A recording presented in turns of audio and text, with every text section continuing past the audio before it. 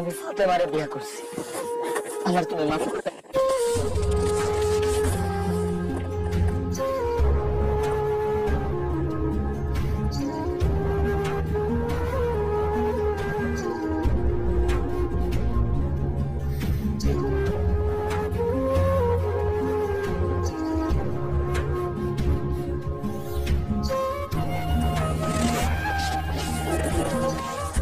কেমন আছেন?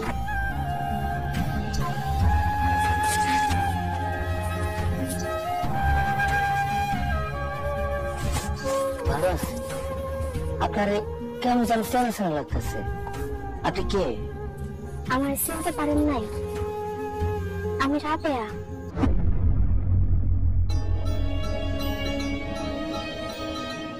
তাই তো, রাবেয়া তুমি ফিরে আইছো? হ, আইসি।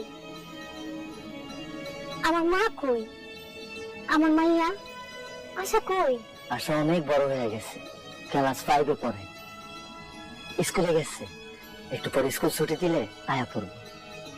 আমার মাইয়া এত বড় হয়ে গেছে, ক্লাস 5-এ পড়ে?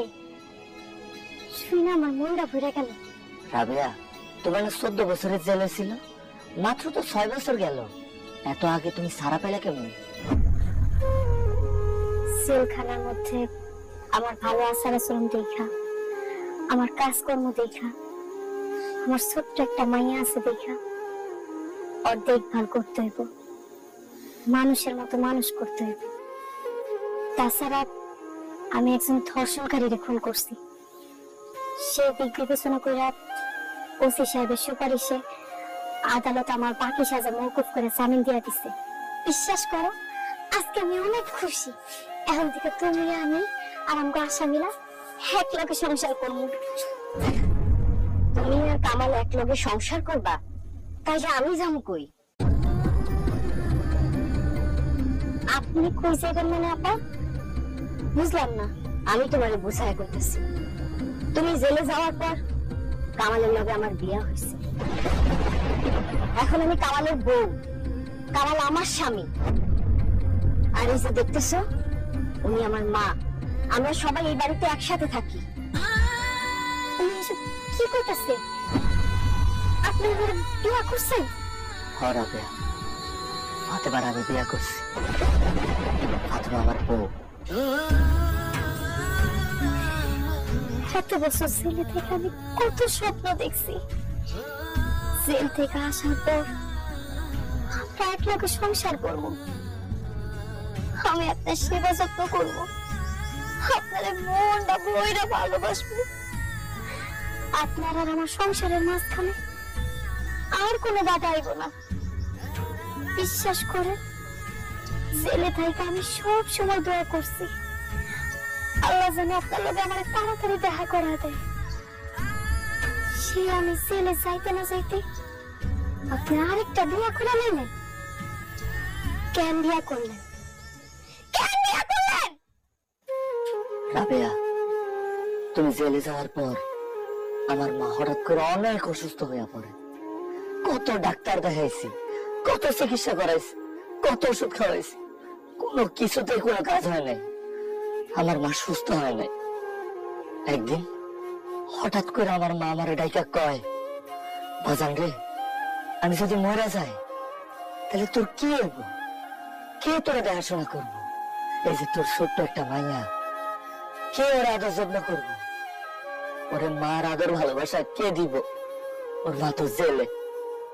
তাই আমি চাই কি, তুই আরেকটা বিয়া কর, আমার বোনের মাইয়া ফাতেমারে তুই বিয়া কর।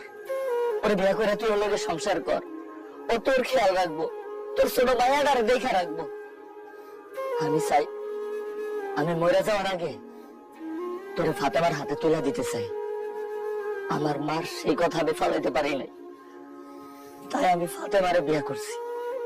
আমার তুমি মাফ করে দাও রাবেয়া। এত বছর জেলে থেকে যে কষ্ট আমি পাই নাই, তোমার খালাতো বোনের বিয়ে করছো শুনা তার থেকে দ্বিগুণ কষ্ট পাইছি। হে আল্লাহ, তুমি কেন আমার কিসমতে এত কষ্ট দুঃখ লেখা পাঠাইছো? আমি তো আর এই দুঃখ যন্ত্রণা নিয়ে বাঁচতে পারতেছি না। আমি কোনোদিন সত্যিও ভাবি নাই যে জেল থেকে আসার পর আমার সতীনের লগে আমার সংসার করার লাগবো, আমার জামাইর ভাগ আরেকজনে দেওয়ার লাগবো। আম্মা আমার লগে এত বড় বেইমানি কেন করলো, এর জবাব তোর দেওয়ার লাগবে। আমারে ডাক দাও। আম্মা, আম্মা আপনি কই বেরাহেন? আপনি কই? আমারে ডাইকা কোনো লাভ নাই, আমার আইব না। কেন আইব না? কেন আইব না? কারণ আমার মা নাই, আমার মা মরে গেছে, আমার মা মরে গেছে।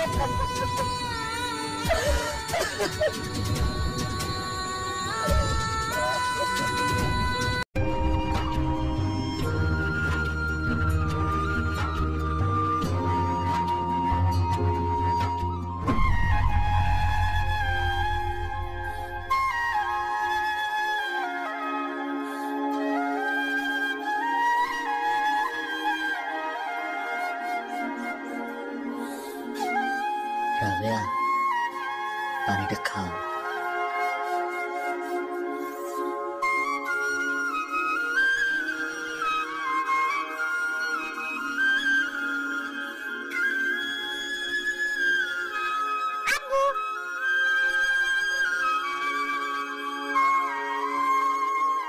রাবেয়া, এটাই আমার ঘুমাই আশা।